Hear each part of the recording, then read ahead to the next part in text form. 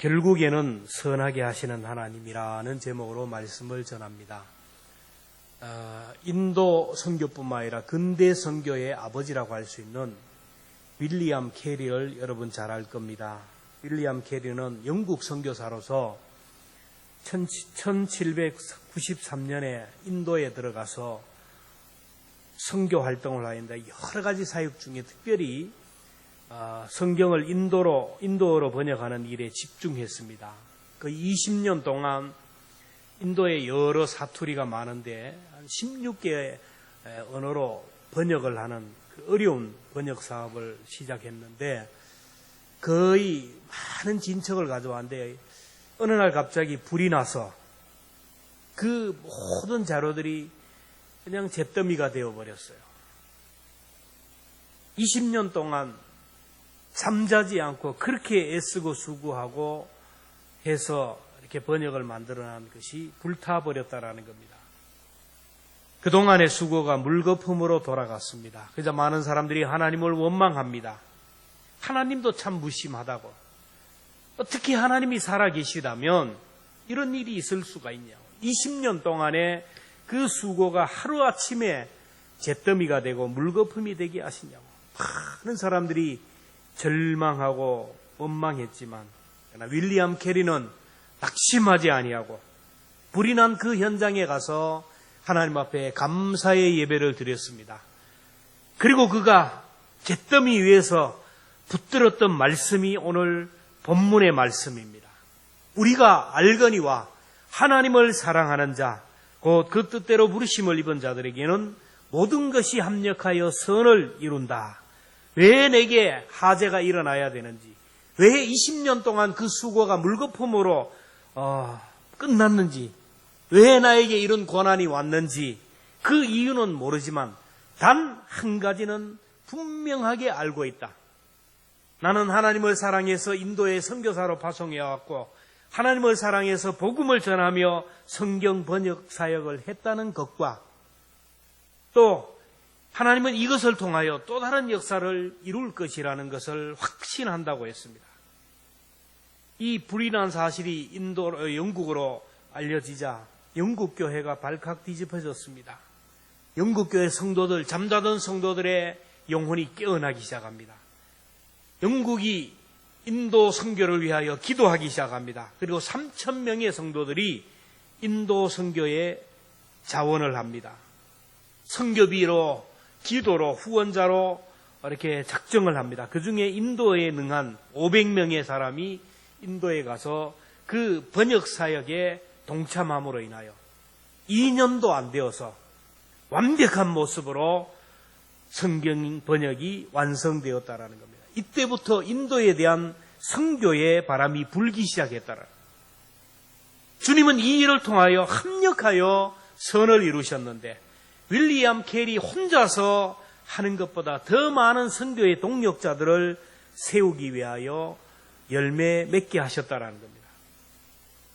우리가 인생을 살다 보면 불이 나면 불이 나야 할 이유가 있고 바람이 불면 바람이 불어야 할 이유가 있고 날씨가 추우면 추워야 할 이유가 있습니다. 인도 오지에서 혼자 선교 사역을 하는 윌리엄 캐리에게 많은 후원자들을 붙여주기 위하여 불이 났다라는 것이죠. 물론 하나님이 불을 낸 것은 아니지만 이 불을 통하여 하나님이 합력하여 선을 이루셨습니다. 그러므로 오늘 우리의 인생의 모든 것들은 다 하나님의 손에 달렸어요. 시편 31편 15절에 보면 나의 앞날이 주의 손에 있사오니 우리들의 앞날, 우리의 인생사, 우리의 삶 속에서 일어나는 크고 작은 모든 일들이 하나님의 손에 달렸다라는 거예요. 우리의 앞날이 사탄의 손에 들어가면 우리의 미래가 소망이 없습니다. 요한복음 10장 10절에 보면 도둑이 오는 것은 도둑질하고 죽이고 멸망시키는 것뿐이요 내가 온 것은 양으로 생명을 얻게 하되 더 풍성히 얻게 하려 함이라. 사탄이 우리에게 신방을 하면 좋은 것을 다 빼앗겨 버립니다. 그리고 죽이고 멸망시키는 거예요. 주님이 우리에게 신방하는 이유는 생명을 주시고 더 풍성하게 주시기 위해서요. 그래서 오늘 우리는 사탄이 좋아하는 자리에 앉으면 안 됩니다. 세상이 원하는 곳으로 가까이 가면 가까이 갈수록 끝이 롯처럼 불행하게 됩니다. 하나님이 좋아하는 자리에, 영적인 자리에 앉으면 앉을수록 끝이 점점 더 좋아지고 아름다워진다는 거예요. 그래서 시편 73편 28절에 보면 하나님께 가까이 함이 내게 복이라. 우리의 앞날이 합력하여 선을 이루기 위해서는 하나님의 손 안에 있어야 될 줄로 믿습니다. 하나님을 사랑하는 자, 하나님의 손 안에 있는 자는 결국 선하게 인도해 주시기에 우리가 생각할 것은 선하신 하나님을 믿어야 돼요. 선하신 하나님을 철저하게 신뢰해야 됩니다. 우리가 믿는 하나님은 성품이 선해요. 여러분, 성품이 선한 사람이 하는 것은 다 선한 일이에요. 악한 사람이 하는 일을 보면 다 악한 일만 나와요. 하나님은 성품이 선한 분이기 때문에 모든 것이 선해요. 마가복음 10장 18절에 보면 하나님 한 분 외에는 선한 이가 없느니라. 시편 100번 5절에 보면 여호와는 선하시니 그의 인자하심이 영원하고 그의 성실하심이 대대에 이르리로다. 성품 자체가 선하신 하나님이 지으신 모든 것도 선합니다. 창세기 1장 31절에 보면 하나님이 지으신 그 모든 것을 보시니 보시기에 심히 좋았더라. 이 세상은 선하신 하나님이 지으셨기에 버릴 것이 없어요. 디모데전서 4장 4절에 보면 여호와께서 하나님께서 지으신 모든 것이 선함에 감사함으로 받으면 버릴 것이 없다.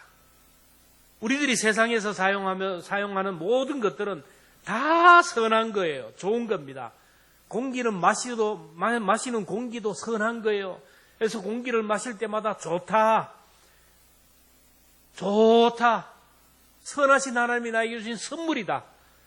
물도 마시면서 좋다라고. 태양도 선한 것이고 땅도 선한 것이고 모든 것이 하나님이 주신 좋은 선물입니다. 그래서 우리가 살면서 하나님 주신 것에 대하여 감사해야 돼요. 우리 조미 감사 운동을 하는데 그죠? 모든 것에 감사해야 돼요. 아침에 일어나면 오늘도 하루를 주신 하나님께 감사해야 돼요. 오늘 우리가 건강한 몸으로 이렇게 와 예배 드리지만은 예배 드리고 싶지만은 예배의 자리 못 나오는 사람이 얼마나 많아요.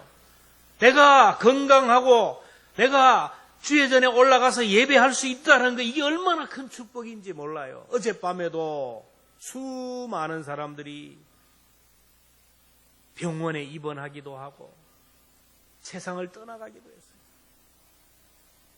오늘이라는 시간 하나님이 주신 선물입니다. 식사를 할 때도 감사합니다, 고맙습니다 하고 먹으면 소화도 잘 되고 건강하게 돼요. 반찬 투정하고 입이 짧아가지고 오래 못 살아요. 사람을 만날 때도 감사합니다 하면 관계의 교제가 깊어집니다. 몸이 아파도 감사합니다. 여러분, 내 몸이 아프다라는 것은 내 몸에서 내 생명을 지켜주시기 위하여, 내 건강을 위하여 보내는 하나님의 사인입니다. 여러분, 몸이 피곤하고 졸리면 지금 내 몸이 피곤하고 지쳐서 쉬라는 사인이에요. 이럴 때 감사함으로 받고 쉬면 내 몸이 회복돼요. 몸이 사인을 주는데 욕심을 내고 무리하다가 몸이 망가지는 거예요. 혈압이 올라갑니다. 혈압이 올라가는 것도 내 몸을 지켜주기 위한 몸에서 보낸 사인이라는 거예요.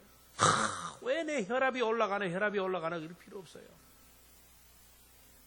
내 몸에 있는 이 심장에서 이렇게 피를 펌프질을 하면 이 피가 온 몸을 돌아서 이렇게 돌아야 되는데 이 피가 돌다가 머리에까지 올라가야 되는데 이 심장에 있는 피가 머리까지 올라가기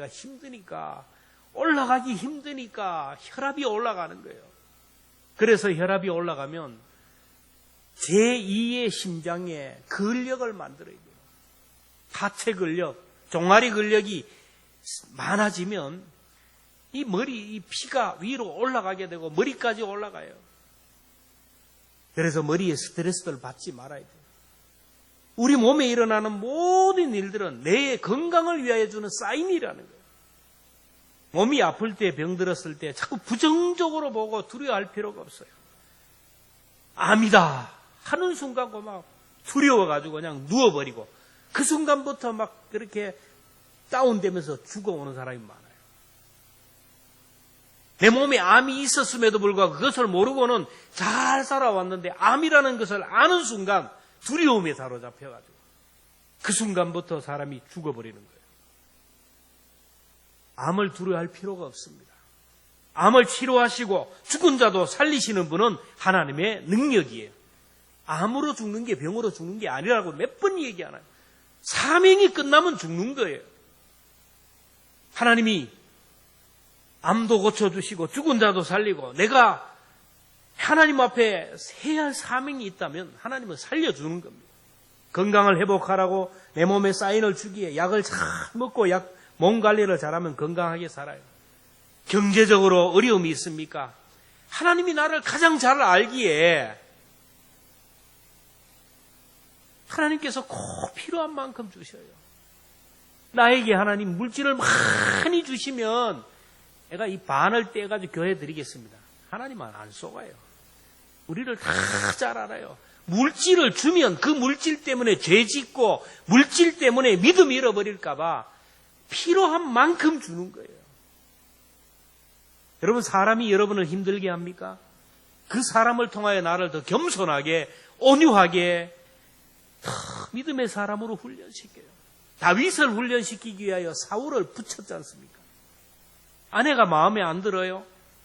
하나님이 꼭 필요한 사람으로 붙여주신 거예요. 여러분의 아내가 아닌 다른 사람을 붙여주면 이혼을 해도 벌써 몇 번이나 했을 거예요. 꼭 필요한 사람 맞춰주세요. 남편도 마찬가지예요. 목사도 이 교회에 여러분에게 꼭 필요해서 하나님이 세워주셨고 여러분도 이 교회에 꼭 필요해서 이 자리에 세워주신 줄로 믿습니다. 가족들도 잘났든 못났든 하나님이 내게 꼭 필요한 파트너예요. 직장도 나에게 꼭 맞는 것이고 교회도 내게 꼭 필요한 것이고 하나님이 최상의 것으로 주신 선물로 받으시기를 주의 이름으로 축원합니다. 앞으로 좋은 것이 와도 감사합니다. 나를 힘들게 하는 고난이 와도 이걸 통하여 하나님이 좋은 것을 주실 줄로 믿고 감사함으로 받아야 돼요. 하나님은 선하신 분이기 때문에. 선하신 하나님이기 때문에 하나님이 주신 하나님은 지금이 어려워도 결국에는 더 좋게 하셔요. 기독교를 낙관주의로 무사안일주의로 오해하면 안 돼요. 왜 우리 그리스도인은 지금 어려워도 더 좋게 될까요? 하나님이 선하시기 때문에. 하나님의 손안에 있는 자들은 선한 길로 갈 수밖에 없다라는 거예요. 성경의 역사는 끝이 점점 더 좋아요. 처음보다 나중이 좋고 점점 더 나은 포도주를 내었어요. 하나님은 처음보다 나중을 더 좋게 하시는 분입니다. 욥기 8장 7절에 보면 내 시작은 미약하였으나 내 나중은 심히 창대하리라 이렇게 말씀했어요. 욥에게 고난이 있었지만 결국 합력하여 선을 이루어 주시는 하나님, 이전보다 갑절의 복을 주시지 않았습니까? 그러므로 우리는 욥처럼 믿음이라는 걸 동원해야 돼요.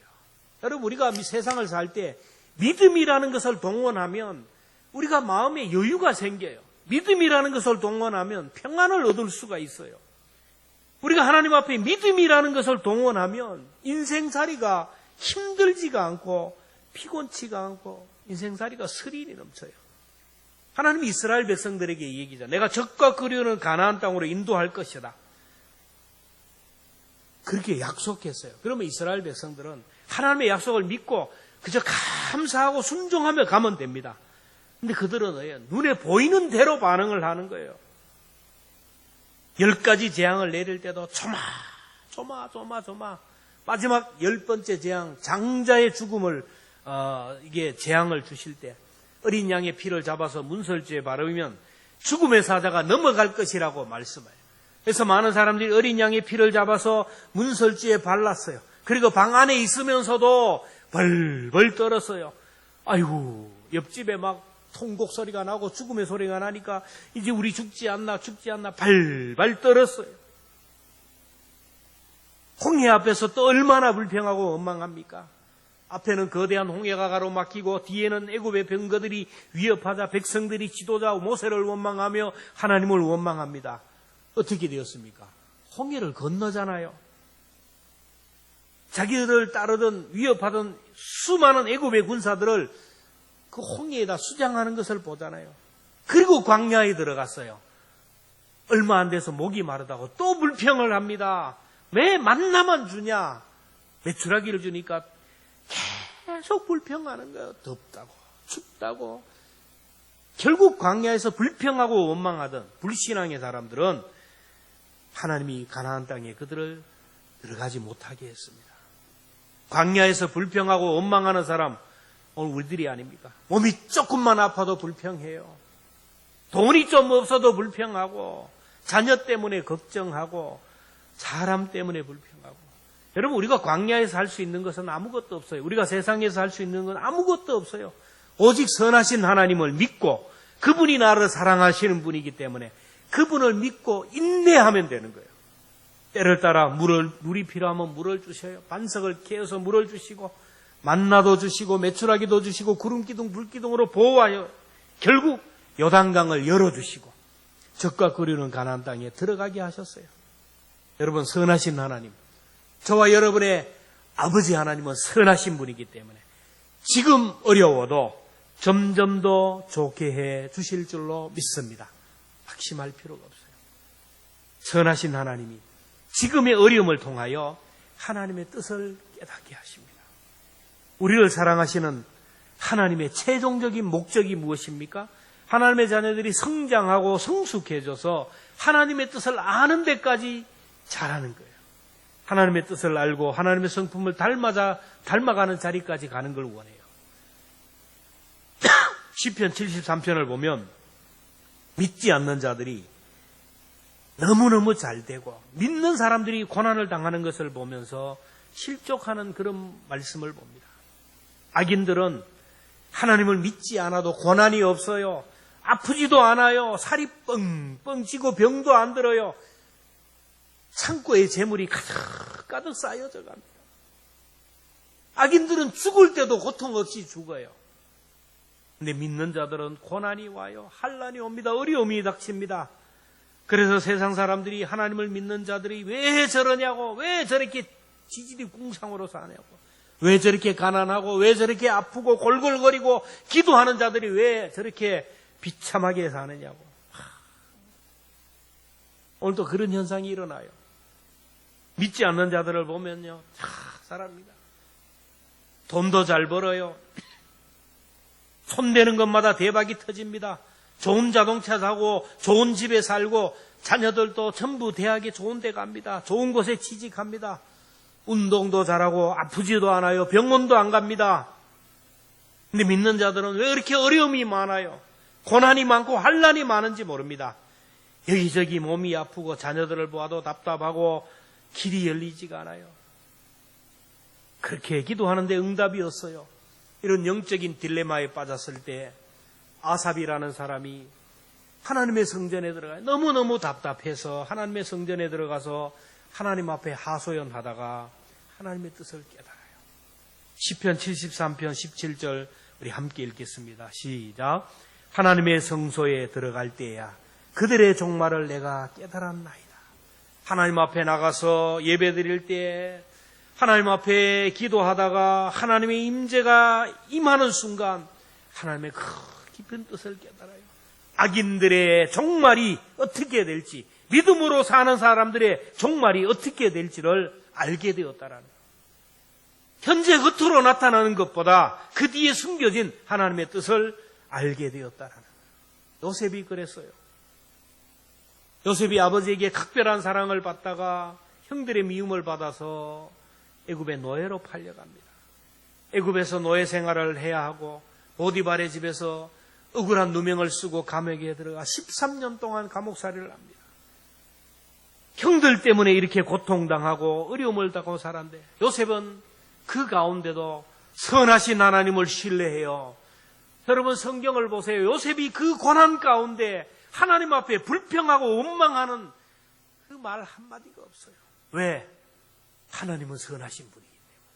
하나님은 나를 사랑하시는 분이기 때문에 지금 내가 왜 이런 고난을 당하고 왜 나에게 이런 어려움이 있지 나는 모르지만 하나님은 뭔가 뜻이 계시겠지. 믿음으로 인내했어요. 그러다가 애굽의 총리가 되고 나서 흉년이 되고 그래서 요셉을 팔았던 형들이 요셉 앞에 와서 무릎을 꿇습니다. 그때 형들이 요셉 앞에서 사시나무 떨듯이 두려워 떱니다. 그때 요셉이 두려워하지 말라고 근심하지 말라고 합니다. 요셉이 형들은 아버지 야곱이 살아서 아버지를 위해서 자기를 살려주는 줄 알았어요. 요셉의 형들은 이제 우리 아버지가 죽으면 우리는 끝났다. 요셉이 아버지 때문에 지금 우리를 살려주고 있다. 아버지만 돌아가시면 이제 요셉은 우리를 죽일 것이다. 두려워 떨었어요. 그러던 차에 아버지 야곱이 죽었어요. 야곱이 죽자 요셉의 형들이 사색이 되어서 와서 얘기합니다. 아버지가 돌아가면서 유언을 했다고 형들의 허물과 죄를 용서하라 그랬다고 그리고 하는 말이 동생의 무릎 앞에 엎드려서 얘기한다. 우리는 당신의 종입니다. 우리는 당신이 죽이면 죽을 수밖에 없는 존재입니다. 여러분 요셉의 스토리를 오늘의 영화로 만든다면 어떻게 하겠습니까? 판관포청전에 나오는 것처럼 죄인들을 대령하라. 작두를 열어라. 여러분 얼마든지 그럴 수 있잖아요. 어떻게 동생을 그냥 팔아버립니까? 노예로 팔아버립니까?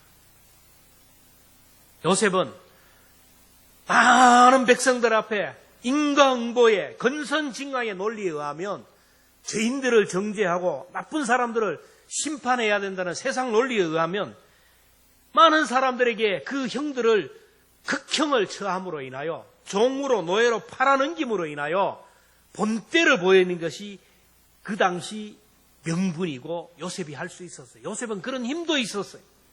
많은 백성들이 그렇게 되기를 바랬어요. 그런데 요셉은 그렇지가 않았어요.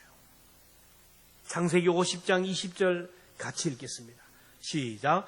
하나님은 나를 해하려 하였으나 당신들은 나를 해하려 하였으나 하나님은 그것을 선으로 바꾸사 오늘과 같이 많은 백성의 생명을 구원하게 하려 하셨나니 21절입니다. 당신들은 두려워하지 마소서.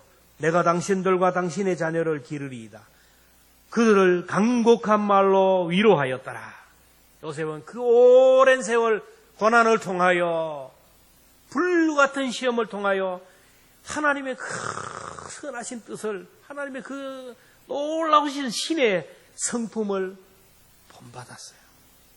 그때는 몰랐는데 시간이 지나고 하나님의 뜻을 깨달았어요. 그때는 몰랐는데 지금 와서 보니 하나님의 섭리가 깨달아졌다라는 거예요. 오늘 우리들이 살면서 여기 이해되지 않는 부분들이 얼마나 많습니까? 왜 나에게 이런 고통이 찾아오고 왜 나에게 이런 몹쓸 병이 찾아오고 왜 나에게 이런 시련이 찾아왔는지 왜 사람들이 나를 미워하는지 왜 자녀들이 이렇게 고난을 당해야 하는지 왜 나에게 이런 시련이 찾아오는지 이해가 안 돼요. 주님만 바라보고 묵묵히 가다 보면 이해가 돼요. 지금은 터널하는 지나기 때문에 사방이 캄캄합니다. 끝이 어딘지 모릅니다. 이해되지 않는 것이 있습니다. 그러나 시간이 지나면서 터널을 벗어나는 순간부터 이해되기 시작한다는 거예요.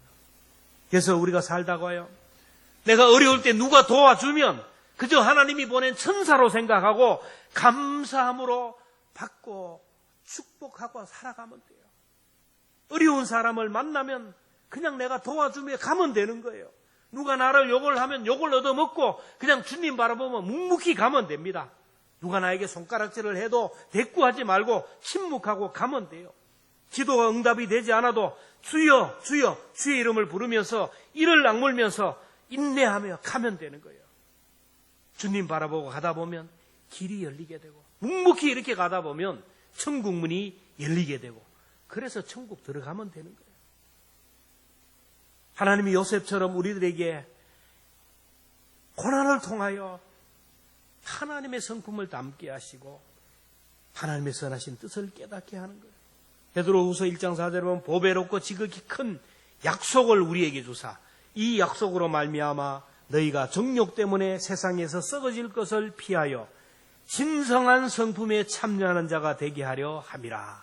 신성한 성품, 하나님의 사랑의 성품, 하나님의 긍휼의 성품, 하나님의 선하신 그 마음을 닮아가기를 원한다. 말씀을 맺기를 원합니다. 하나님이 합력하여 선을 이루시는 분인데 그냥 합력하는 것이 아니에요. 전제 조건이 있습니다. 하나님을 사랑하는 자. 하나님을 사랑하는 자에게 선을 이룬다. 그래서 하나님을 사랑하는 자, 합력하여 선을 이룬다. 이게 공식입니다. 하나님을 사랑하는 자는 어떻게 하든지 간에 선으로 인도하는데 이 선이라는 것은 구원을 이겨요. 첫째는 영혼 구원이고 우리의 삶 속에 구원을 얻는 거예요. 가난으로부터, 질병으로부터, 모든 얽히고 설킨 문제로부터 구원받는 것이 바로 하나님이 최종적인 목적이에요. 사도행전 16장을 보면 바울과 실라가 복음을 전하다가 어떤 사람을 만납니다. 귀신 들려서 점을 치는 처녀 무당을 만납니다. 처녀 무당을 앞세워서 돈을 취하는 못된 사람을 만나요. 처녀 무당이 이 귀신에게 사로잡혀서 점을 치는데 그 사람을 앞세워놓고 뒤에서 그 돈을 다 취하는 아주 악덕 못된 사람을 만나요. 귀신 들린 이 여인이 너무 불쌍해서 바울이 나사렛 예수의 이름으로 명하노니 귀신은 떠나가라. 귀신을 쫓아냈어요. 귀신이 나가니까 사람이 제정신이 돌아오니까 점을 못 쳐요. 그러니까 이 사람을 통하여 돈 벌던 사람이 이제 밥통이 날아간 거예요. 그러니까 너무너무 화가 나가지고 이 바울과 실라를 고발했어요. 다른 제목으로. 성안을 요란하게 하는. 전하지 말아야 할 예수를 전한다 그래서 감옥에 갇힙니다. 여러분, 하나님을 사랑하는 일을 하다가 좋은 일 하고 선한 일 하다 감옥에 갇혔어요. 하나님을 사랑하다가 억울하게 감옥에 갇혀서 고문을 당하고 옷을 찢김을 당하고 매를 맞았어요. 바울이 감옥에 갇혀 생각하니까 감옥에서 매를 맞고 감옥에서 고통당하다 보니까 하나님의 뜻이 깨달아졌어요. 옛날에 내가 복음을 전하는 사람을 잡아서 감옥에 가두고 복음 전하는 사람에게 매를 쳐서 핍박을 하고 고문을 하고 그렇게 고난을 주었는데 자기가 그 자리에 앉게 되니까 그 빚을 갚게 되는 거예요. 주님을 핍박하던 내가 지옥에 떨어져서 영원히 멸망받아야 되는데 나 같은 사람을 하나님이 구원하여 천국 백성 되게 하시고 하나님의 자녀 된 것 감사해요. 예수 믿고 구원받은 것도 감사한데 의를 위하여 핍박을 받는 자가 되어서 하늘에서 상급을 받게 하니 너무너무 감사하고 그냥 죽어도 영광인데 복음 위하여 순교하게 되니 순교자의 면류관을 받게 되니 너무너무 감사해요. 이래서 감사하고 저래도 감사하고 하나님의 뜻이 깨달아지니까 감사해서 감옥에서 박수치며 찬양하는 거예요. 찬양하다 보니까 지진이 일어나고 옥토가 움직이고 착고가 풀어지는 거예요. 자기 온몸을 메었던 쇠사슬이 풀어집니다. 간수들이 예수를 믿었어요. 오늘도 하나님을 사랑하는 자들은 이렇게 합력하여 선을 이루어 주십니다. 그래서 우리가 무엇을 하든지 간에 하나님을 사랑하는 마음으로 해야 돼요. 하나님을 사랑하고 이웃을 내 몸처럼 사랑하는 것, 이게 하나님의 뜻이에요. 그래서 무엇을 하든지 간에 하나님을 사랑하는 마음으로 해요. 직장에 가서 일을 해도 주님 직장 일하듯이 내 일 아니고 주님의 일을 하듯이 하는 거예요. 밥을 지어도 주님에게 대접하듯이 주님 밥 대접하듯이 하고 세탁을 해도 주님 옷을 세탁하듯이 하는 이웃을 대할 때도 성도들을 대할 때도 주님을 대하듯이 죽게 하듯이 사랑하고 섬기는 것이 하나님을 사랑하는 거예요. 교회에서 주신 사명도 하나님이 내게 주신 명령으로 알고 정성을 다하여 최선을 다하여 할 때 그것이 바로 하나님을 사랑하는 거예요. 오늘 말씀을 들을 때도 하나님이 나에게 주시는 말씀으로 내가 순종해야 할 말씀으로 받는 것이 하나님을 사랑하는 거예요. 내 삶이 힘들지만 하나님이 사랑하기에 하나님 주신 말씀에 순종하다 보면 결국 하나님이 선하게 인도하는 걸 봐요. 매일 성경 묵상합시다. 이거 하나님의 말씀이에요. 그래서 어렵지만은 매일 성경 묵상을 통하여 그 시간, 하루 그 24시간, 그 30분 시간 낼 게 없습니까? 여러분 얼마나 바빠가지고 그 30분 매일 성경 묵상 매일 그 말씀 읽고 하나님이 나에게 주시는 음성으로 사인으로 받으면 얼마나 좋아요. 조미 감사 운동, 매일 각종 예배에 빠지지 맙시다. 이렇게 순종하다 보면 언젠가는 길이 활짝 열리게 되는 거예요. 목회를 하다 보면 교회를 건축하고 리모델링을 할 때 성도들이 재정적인 지출을 해가지고 막 하나님이 일을 합니다. 그러면 그 사람이 빚더미에 올라가고 도산을 해야 되는데 안 그래요. 퍼지 않는 시간에 하나님이 갑절로 채워주는 것을 경험하게 돼요. 오늘 오후에 창립기념주일을 맞아서 교회 대청소를 하는데 주님의 몸을 청소하듯이 하는 것, 하나님을 사랑하는 거예요. 하나님이 광야 40년을 통하여 이스라엘 백성들에게 요구하는 것은 다른 게 아니에요. 믿음입니다. 믿음. 하나님은 신실하시고 선하신 분이고 우리를 사랑하시는 그 하나님이라는 것을 믿게 하는 믿음. 그들의 힘으로 할 수 없는, 아무것도 할 수 없는 광야에서 할 수 있는 것은 오직 선하신 하나님, 사랑의 하나님을 믿고 따르는 거예요. 오늘 광야 같은 세상에서 하나님이 우리에게 요구하는 것이 바로 이런 믿음입니다. 시편 27편 10절에 보면 내 부모는 나를 버렸으나 여호와는 나를 영접하리라. 부모는 나를 사랑하지만은 원치 않지만은 때가 되면 나를 놓고 갈 수밖에 없어요. 여러분 부모님만 하는 게 아니에요. 물질도 나를 버릴 때가 있어요. 내가 물질을 어찌할 수 없고 물질과 나와 상관이 없는 때가 와요. 건강도 마찬가지입니다. 언제까지 내가 건강할 것 같아요? 내가 의지하는 것 다 나를 떠나요. 다 나를 떠나지만 세상 끝날까지 내가 항상 너희와 함께하리라. 하나님은 나를 떠나지 아니하고 우리를 영접하신다라는 거예요. 그 신실하신 하나님, 그 좋으신 하나님이 나의 하나님, 그 하나님을 믿고 온전히 순종하며 따라가야 돼요.